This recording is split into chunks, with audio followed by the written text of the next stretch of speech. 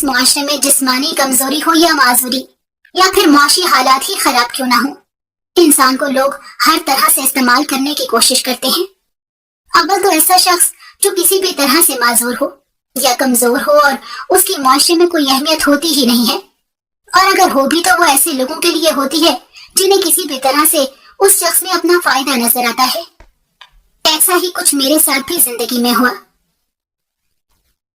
میرا نام ماجد ہے اور میں نے ایک بہت بڑے شہر میں آنکھ کھولی۔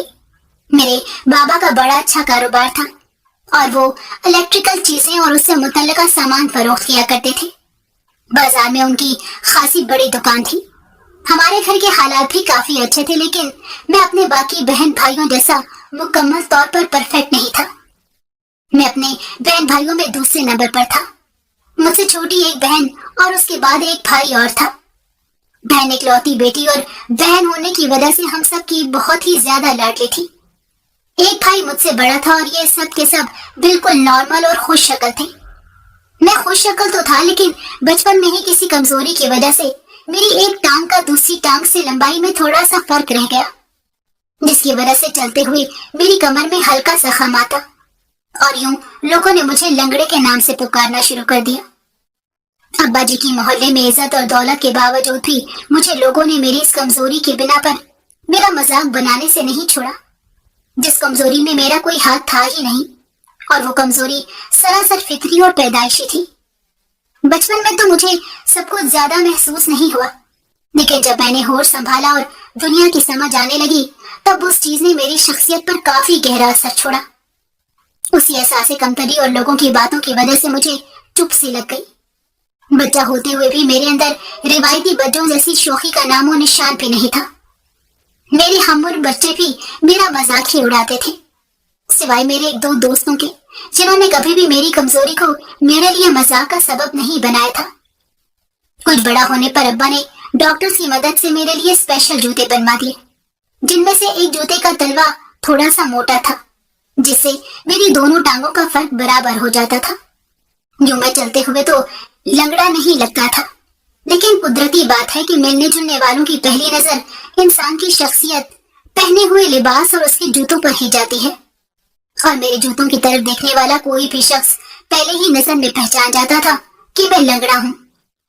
میری اسی کمزوری اور معذوری کی وجہ سے میرا دل پڑھائی میں نہیں لگا، اور میں نے ایف ایس سی کرنے کے بعد ابا سے صاف کہہ دیا کہ میں آگے نہیں پڑھوں گا۔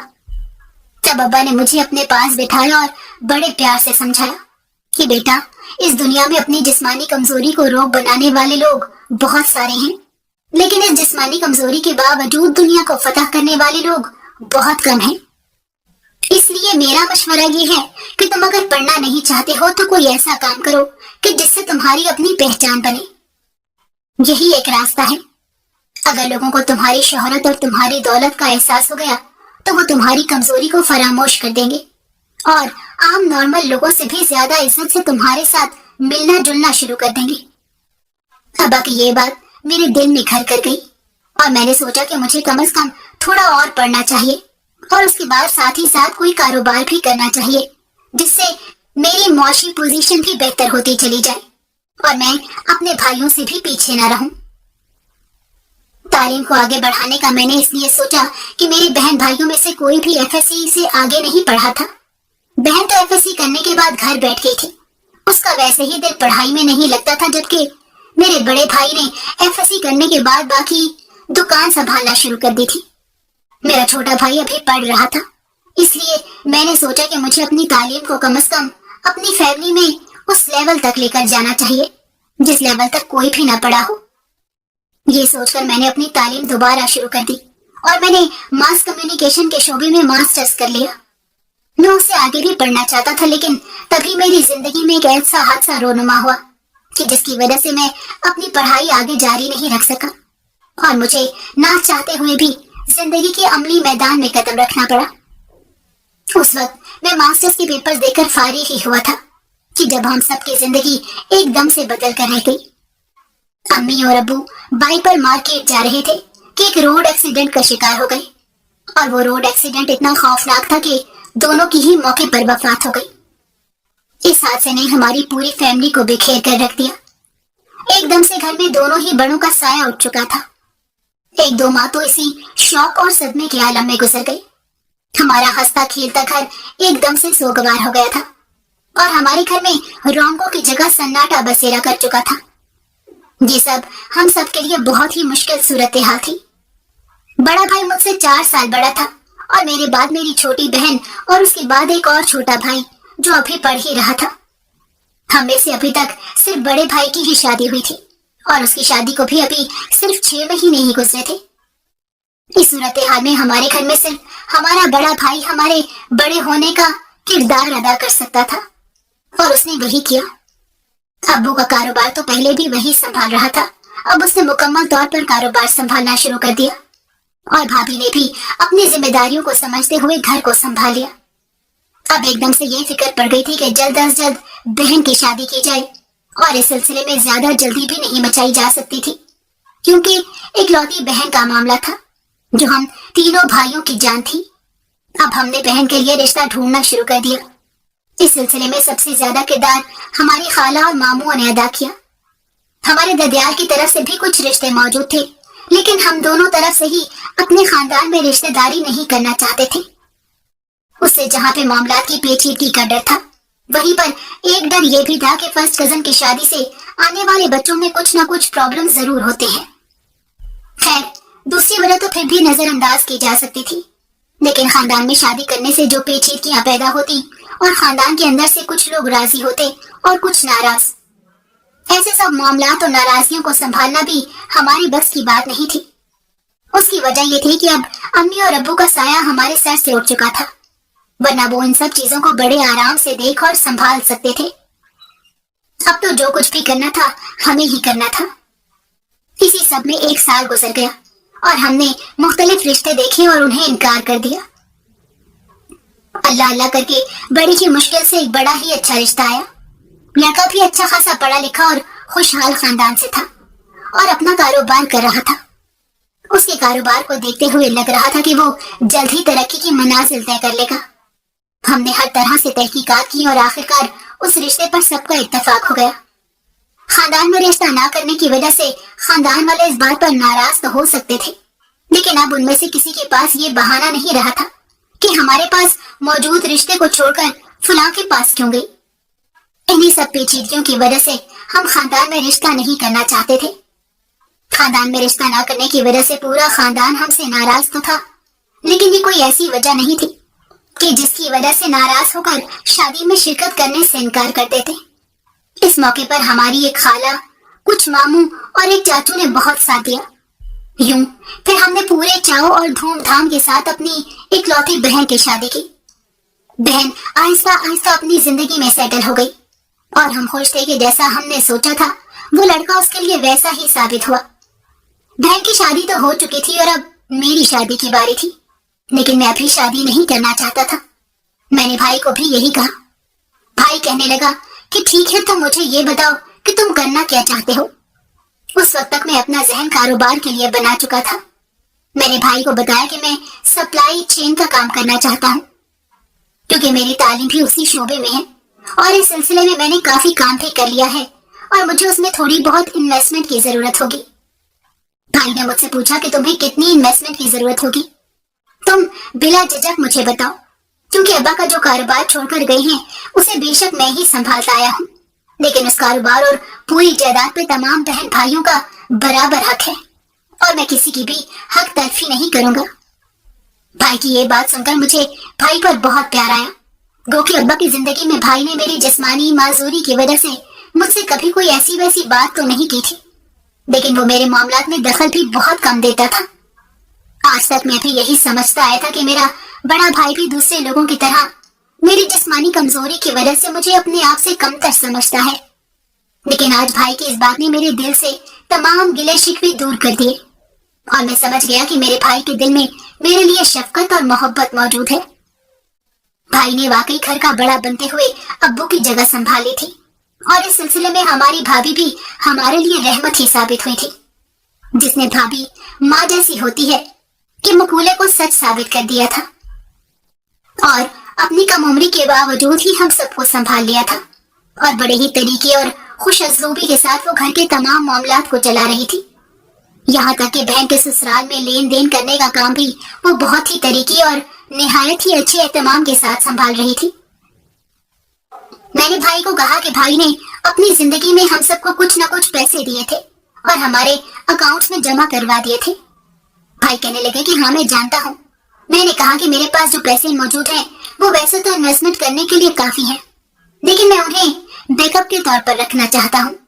اس کے ساتھ ساتھ سب سے چھوٹا بھائی جو BA میں ایڈمیشن لے رہا ہے اور اس سے آگے وہ پڑھنا بھی نہیں چاہتا، میں اسے بھی اپنے ساتھ شامل کرنا چاہتا ہوں تاکہ میرے کاروبار میں میرے ساتھ بھائی ہی پارٹنر بنے. بھائی میری بات سن کر بہت خوش ہوا اور اس نے مجھے گلے سے لگا لیا. پھر وہ میرا سر چومتے ہوئے کہنے لگا، تم نے بہت اچھی بات کی ہے، تم بے فکر رہو، مجھے اس انویسٹمنٹ کا بتا دو، میرے لیے کوئی مسئلہ نہیں ہوگا. میں نے بھائی سے کہا کہ بھائی سپلائی چین کے کام میں ویسے تو زیادہ انویسٹمنٹ کی ضرورت نہیں ہوتی، زیادہ تر کاروباری لوگوں کے ساتھ بنائے ہوئے تعلقات ہی کام آتے ہیں، لیکن پھر بھی ایک آفس بنانے اور اس کو چلانے کے لیے کچھ نہ کچھ پیسے چاہیے ہوں گے. وہ میں نے بھائی کو بتا دیے. بھائی نے بڑی تیزی اور آرام کے ساتھ 2 ہی دن میں ان پیسوں کا انتظام کر دیا. میں نے بڑے بھائی کو بھی اپنے ساتھ بزنس میں پارٹنر بنانا چاہا، لیکن بھائی نے انکار کر دیا اور کہا کہ یہ نہیں، یہ میری طرف سے ہے. اگر ابا زندہ ہوتے تو وہ بھی ایسا ہی کرتے. ابا نہیں ہے تو میں اپنے بھائیوں کے ساتھ کسی بھی قسم کا کوئی فرق نہیں کر سکتا. میں نے یہ کاروبار سنبھالا ضرور ہے، لیکن اس کاروبار کو بنایا اور چلایا ابا نہیں ہے، اسی لیے میں کسی کے ساتھ بھی ناانصافی نہیں کروں گا. بھائی واقعی اس معاملے میں ایک بڑے بھائی کا روپ اختیار کر چکا تھا. میں نے چھوٹے بھائی سے بات کی تو اس نے بھی میرے ساتھ شامل ہونے پر رضامندی ظاہر کر دی. یوں میں نے اپنا سپلائی چین کا کام شروع کر دیا. شروع میں ہمیں کلائنٹس ڈھونڈنے اور پھر ان کو چیزیں سپلائی کرنے میں تھوڑی سی مشکلات کا سامنا کرنا پڑا، لیکن آہستہ آہستہ ہمارا کاروبار سیٹل ہوتا چلا گیا اور ہمارے کچھ کلائنٹس بھی ہمارے ساتھ مستقل ہو گئے. ابھی ہمارا کاروبار کچھ زیادہ بڑا تو نہیں ہوا تھا، لیکن پھر بھی کاروبار کی ترقی خاصی متاثر کن تھی. بڑا بھائی بھی ان سب چیزوں کو دیکھتے ہوئے بہت خوش تھا اور مسلسل میری ہمت بڑھاتا رہتا تھا. یہ سلسلہ اب چل نکلا تھا اور اب ہم اپنے کام کو رجسٹر کروانے کی طرف گامزن تھے. اس سلسلے میں میں نے اپنے ڈاکومنٹس بھی تیار کروا لیے اور ایک وکیل کے ذریعے رجسٹریشن کا پروسیس شروع کر دیا. میرا چھوٹا بھائی بھی اس دوران میں اپنی گریجویشن پوری کر چکا تھا. 2 سالوں کے اندر اندر ہی میرا کاروبار جم کر چلنے لگا تھا اور اب ہم اسے بڑھانا چاہتے تھے اور بڑھانے سے پہلے اسے رجسٹر کروانا چاہتے تھے. ہم دونوں بھائیوں نے ہی بطور کمپنی کے مالک کی اپنے کاروبار کو رجسٹر کروا لیا اور اب ہم بڑے پیمانے پر بھی کام کرنے کو تیار تھے. کچھ ہی دن میں ہم اپنی کمپنی کو رجسٹر کروا چکے تھے اور اب ہم بڑے پیمانے پر کام کر رہے تھے. آہستہ آہستہ ہمارے کلائنٹس کی تعداد میں اضافہ ہوتا چلا جا رہا تھا، یہاں تک کہ مجھے اپنے آفس کے لیے بھی تقریباً مکمل سٹاف ہی بھرتی کرنا پڑا. بھائی جو میرے ساتھ ہی کام کیا کرتا تھا وہ آفس کے معاملات کو سنبھالتا تھا اور میں کلائنٹس کے ساتھ ڈیل کیا کرتا تھا. انہی دنوں ہماری کامیابی کو دیکھتے ہوئے بڑے بھائی کو اب میری شادی کی فکر ستانے لگی. میرے لیے بہت اچھے رشتے آ رہے تھے کیونکہ میں پورے خاندان میں بطور مثال دیکھا جا رہا تھا کہ جس نے اپنے خاندان والوں کی اور رشتے داروں کی تند و تیز باتیں اور تانے سننے کے باوجود بھی اتنی ترقی کر لی تھی. وہی رشتے دار جو مجھے الٹے سیدھے ناموں سے بلاتے تھے اب میرے ساتھ جھک جھک کر ملتے تھے. یہ ان کے اندر کی منافقت تھی، لیکن حقیقت بات تو یہ ہے کہ میرا دل بھی ان رشتے داروں سے بیزار ہو چکا تھا. میں نے یہ دولت اور شہرت جس راستے سے گزر کر حاصل کی تھی وہ میں ہی سمجھ سکتا تھا، اس لیے نہ تو میری نظر میں اس دولت کی کوئی حیثیت تھی اور نہ ہی ان سب رشتے داروں کی جو اس دولت کی وجہ سے میرے ساتھ اچھا برتاؤ کرنے لگے تھے. میں نے کبھی بھی کسی کو اس کی ماضی کی باتیں یاد نہیں دلائیں، لیکن ہمیشہ یہی کوشش تھی کہ رشتے داروں کی آڑ میں شر پھیلانے والے اور نقصان پہنچانے والے لوگوں سے فاصلہ ہی رکھوں. جب بھائی نے میری شادی کے لیے کوشش شروع کی تو اس نے مجھ سے بھی پوچھا کہ اگر مجھے کوئی لڑکی پسند ہے تو میں اسے بتا دوں. میں بھلا بھائی کو کیا بتاتا کہ جس کی ساری زندگی اپنی معذوری کے ساتھ لڑتے ہوئے اور لوگوں کی باتیں سنتے ہوئے گزری ہو. اس کو اگر کوئی لڑکی پسند بھی ہوتی تو مجھے تو جواباً کوئی لڑکی پسند ہی نہ کرتی. اس لیے میں نے اب تک اپنی ساری زندگی میں کبھی بھی کسی لڑکی کو उस निगाह से नहीं देखा था और ना ही कभी इस तरह के चक्रों में उलझने की कोशिश की थी। मेरी नजर सिर्फ और सिर्फ अपना मुकाम बनाने और उसे मनवाने के मकसद पर ही रही थी और मैंने हमेशा अपने अब्बा की उस नसीहत को अपने सामने रखा था जो उन्होंने मुझे की थी। अब्बा तो मेरी जिंदगी में नहीं रहे, लेकिन उनकी दी हुई वो नसीहत कि मुझे अपना मकाम ऐसा बनाना है कि लोग मेरी इस कमजोरी को भूल जाएं, वो मेरे सामने रहता था। इसलिए मैंने भाई को यही कहा कि मुझे कोई भी लड़की पसंद नहीं है, आप जहां चाहे मेरा रिश्ता कर दे, आप बेहतर जानते हैं। अब मेरी भाभी, बड़ा भाई और मेरी बहन मिलजुल कर मेरा रिश्ता तलाश करने में मगन हो चुके थे। काफी अरसे बाद अब घर में एक और शादी हो रही थी और अब मेरी बहन चूंकि शादीशुदा थी तो अब वो खुलकर हर किस्म की सरगर्मी में हिस्सा ले रही थी। मुझे सबसे ज्यादा खुशी अपनी बहन को खुश देखकर होती थी और अपने बड़े भाई को हमारी फैमिली का सरबराह बने और हर किस्म के फराइज को अदा करते हुए देखकर भी एक अलग ही सुकून का एहसास होता था। यह हकीकत है कि माँ बाप के गुजरने के बाद अक्सर भाई बहनों में इख्तलाफात पैदा हो जाते हैं, लेकिन बड़े भाई ने आज तक इस तरह का कोई भी मौका नहीं आने दिया था। उसने अब्बा की छोड़ी हुई तमाम जायदाद को बराबर हिस्सों में शरई तौर पर तकसीम करके हम सब के नाम लगवा दिया था। यहाँ तक कि जिस मकान में हम मुश्तरका तौर पर रहते थे ये भी इसी तरह से तकसीम हो चुका था, लेकिन अभी तक हम सब लोग इकट्ठे ही रहते थे और किसी ने भी अपने नाम लगवाई हुई जायदाद को हासिल करने का मुतालबा नहीं किया था। भाई तो इस चलते हुए कारोबार को भी तकसीम कर देने पर तुला हुआ था, लेकिन हम सब ने भाई को इस फैसले से बाज रखा क्योंकि हम नहीं चाहते थे कि भाई ऐसा करे। ये सारा कारोबार अगर अब तक चल रहा था तो उसके पीछे फकत भाई की मेहनत ही थी। अब जब मेरे रिश्ते की बात होने लगी तो पूरे खानदान वाले चाहते थे कि मैं उनका दामाद बन जाऊं, क्योंकि उनको अब मेरी कमजोरी नजर नहीं आती थी, ना ही मेरी माजूरी पर उन्हें मजाक करना याद रहा था। तब तो उनके सामने मेरी दौलत और वो शोहरत थी जो मैंने उस कम उम्री में ही अपनी बड़ी कंपनी खड़ी करके कमा ली थी। यही नहीं बल्कि मैंने एक मिसाल कायम करते हुए अपने छोटे भाई को भी अपने साथ इस काम में शामिल कर लिया था और अब मेरा छोटा भाई भी इस काम को अच्छी तरह से सीख चुका था। यहाँ तक कि मेरे छोटे भाई को जर्मनी में एक सप्लाई चेन बिजनेस इंस्टीट्यूट की तरफ से कोर्स की ऑफर भी थी, लेकिन वो मेरी शादी की वजह से रुक गया था कि अब मैं भाई की शादी करवा कर ही जाऊंगा। सबको ही मेरी शादी का शौक हो रहा था, लेकिन मुझे इस मौके पर मेरे अम्मी अबू ही याद आ रहे थे जिन्होंने सारी जिंदगी मेरे लिए मेरी राहों से लोगों के फेंके हुए चुपते हुए मजाक और जिल्लत के कांटे और तंज और मजाक भरे जुमले हटाए थे और मुझे जिंदगी जीने का तरीका सिखाया था। रिश्ता ढूंढने में ज्यादा देर नहीं लगी और भाई ने बहन वाली मिसाल को सामने रखते हुए इस बार मेरा रिश्ता भी खानदान से बाहर ही ढूंढा था। इस बात पर सब खानदान वालों के मुंह तो बने थे, लेकिन अब वो एक पैसे वाले शख्स के साथ बिगाड़ नहीं सकते थे। यही तो हमारे मुआशरे की मुनाफकत है कि यहाँ पर जिसके पास पैसा हो वही लोगों का खुदा बन जाता है और लोग उसके कहे बगैर उसकी पसंद नापसंद का ख्याल रखने लगते हैं। जब भाई ने ये रिश्ता पसंद कर लिया तो उसने मुझे कहा कि मैं तहकीकात करूं कि लड़की कैसी है। उस पे हमें तो तहकीक करने पर ऐसा कुछ भी नहीं मिला। हम सबको तो यही सुनने को मिला कि लड़की बेहद पर्दादार और घर में रहने की आदी है और उसे घर से बाहर बहुत ही कम लोगों ने देखा है। यहाँ तक कि मेरी भाभी भी हैरान थी कि आजकल के दौर में भी ऐसी लड़कियां होती हैं जो कभी घर से बाहर ही नहीं निकलती और जिनकी सारी जिंदगी ही घर में गुजर जाती है। लड़की मुझसे उम्र में तकरीबन 6 साल छोटी थी और मैं ऐसा नहीं चाहता था, लेकिन भाई भाभी के इसरार के सामने मैं खामोश हो गया।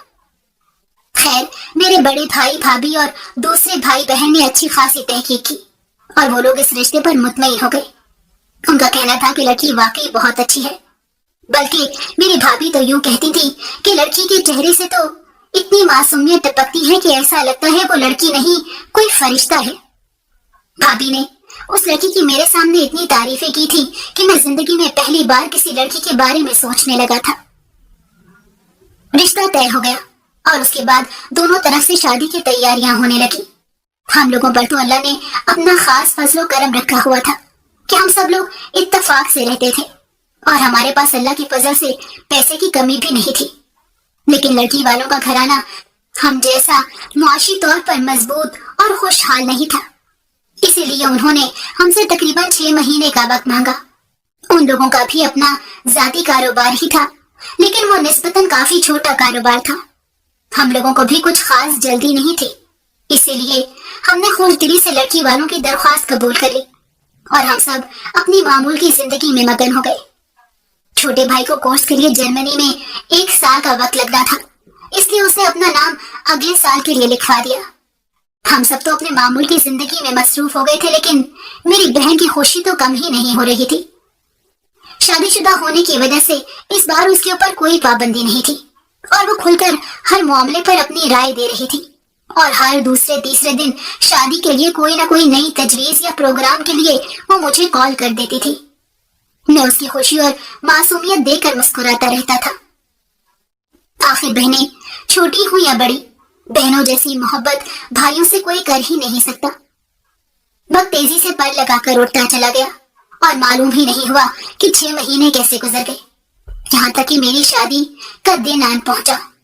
मेरी शादी बड़ी धूमधाम से हुई।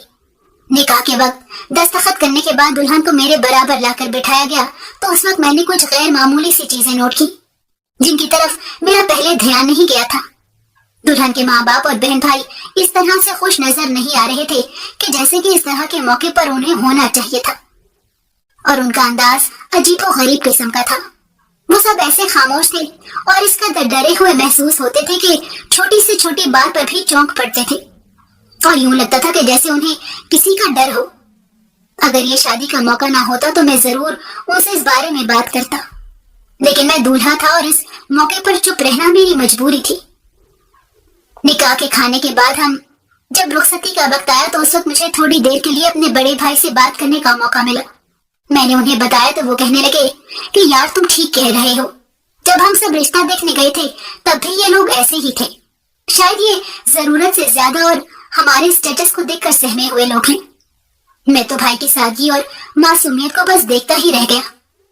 मुझे ये सब ऐसा नहीं लग रहा था और ना ही इतना सादा था कि जैसा कि भाई मुझे बता रहा था।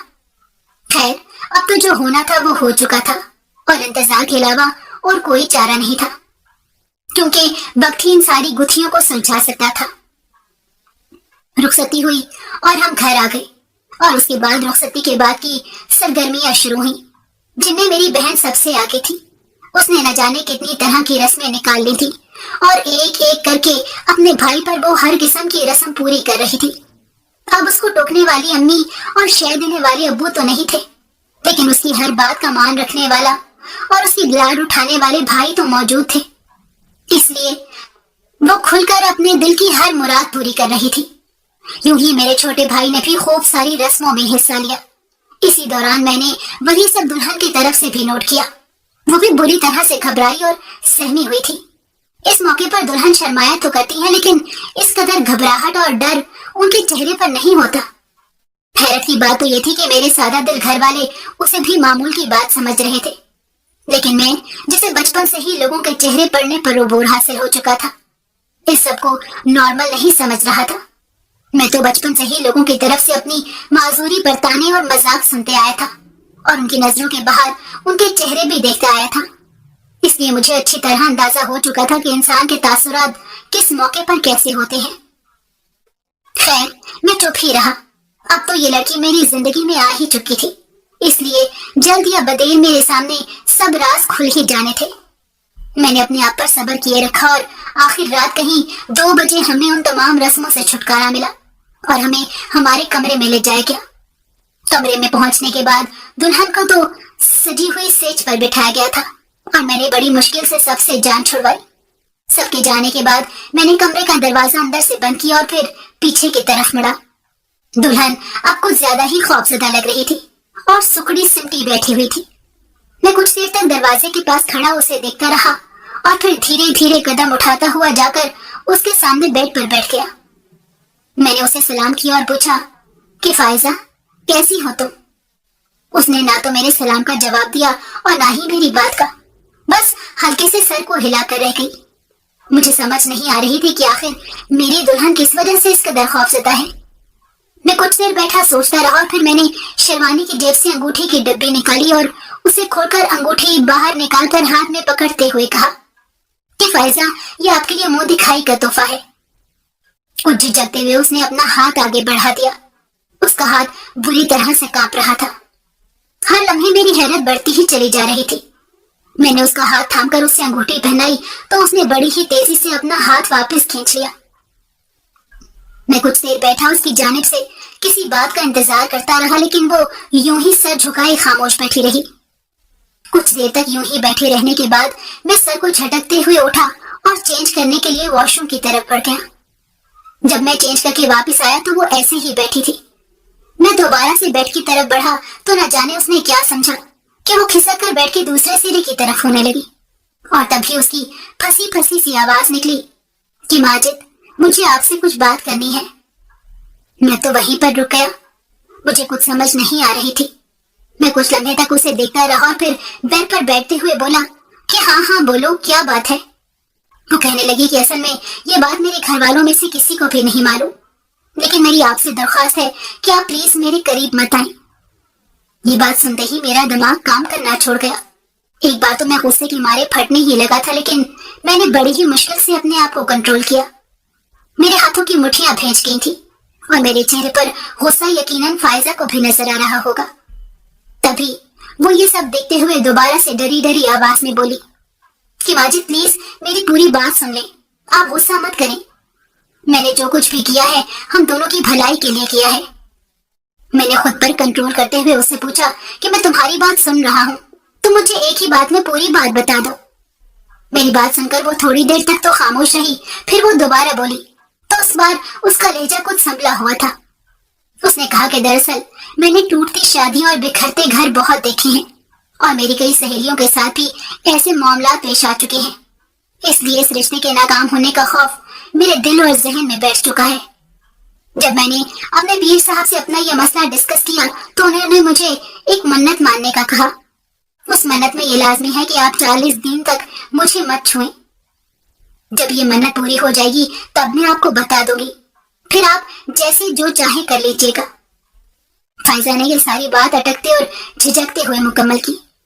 मेरा तो ज़हनी कबूल नहीं कर रहा था कि ऐसी भी कोई मन्नत हो सकती है, और मसला ये था कि मैं अपना ये मसला किसी से बयान भी नहीं कर सकता था, क्योंकि ये मेरी और मेरी बीवी की प्राइवेट बात थी। मैं कुछ देर तक तो खामोश बैठा इसी सारी सूरत हाल पर सोचता रहा। आखिर मैंने दिल ही दिल में एक फैसला किया और फायजा से कहा कि ठीक है, तुम परेशान मत हो, मैं तुम्हारे नजदीक नहीं आऊंगा, लेकिन यहाँ पर घर में रहते हुए ऐसा नहीं हो सकता कि तुम अलग कमरे में रहो और मैं अलग कमरे में रहूं। इसलिए तुम बेड पर सो जाया करो, मैं यहाँ सोफे पर सो जाऊंगा।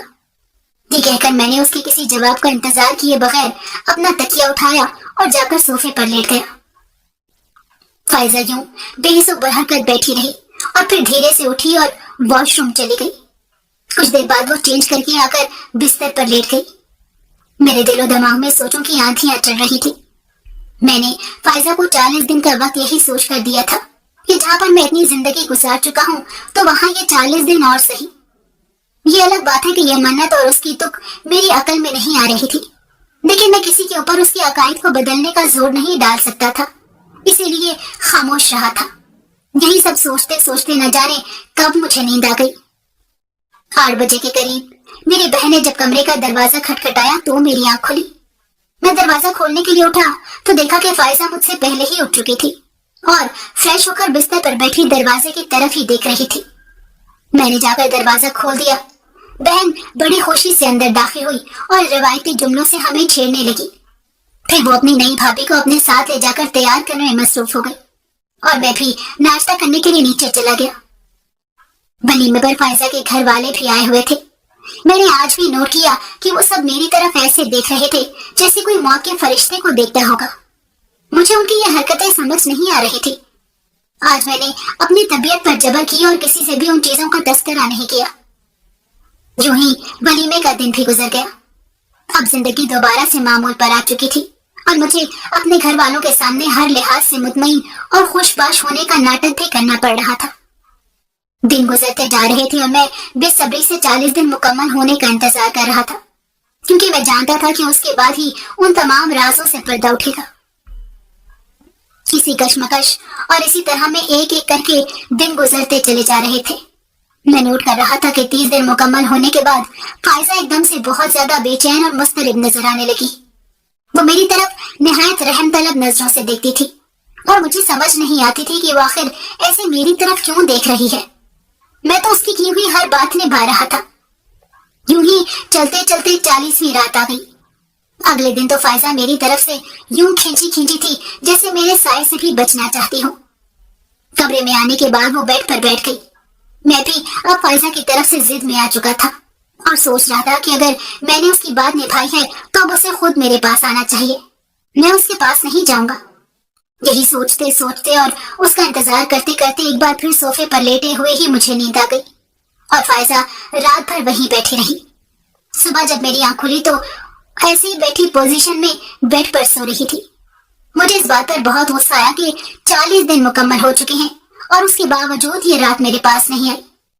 میں نے دل میں طے کر لیا کہ آج رات جو کچھ بھی ہو میں اس کے تمام رازوں سے پردہ اٹھا کر ہی رہوں گا۔ اس رات بھی معمول کے مطابق وہ بغیر کچھ کہے بیڈ پر جا کر بیٹھ گئی اور میں کمرے کا دروازہ بند کرنے کے بعد وہیں پر کھڑا ہو گیا اور فائزہ کی طرف دیکھنے لگا۔ جب فائزہ نے محسوس کیا کہ میں آج جا کر صوفے پر نہیں لیٹ رہا ہوں تو اس نے میری طرف نظریں اٹھائیں۔ مجھے اپنی جانب دیکھتے ہوئے پا کر فائزہ کا چہرہ خوف کے مارے سفید پڑ گیا۔ یوں لگ رہا تھا جیسے کسی نے ایک ہی لمحے میں اس کا سارا خون نچوڑ دیا ہو۔ میں جان بوجھ کر اسے ڈرانے کے لیے ایسے انداز میں آہستہ آہستہ بیڈ کی طرف بڑھا جیسے آج تو فائزہ کی خیر نہیں۔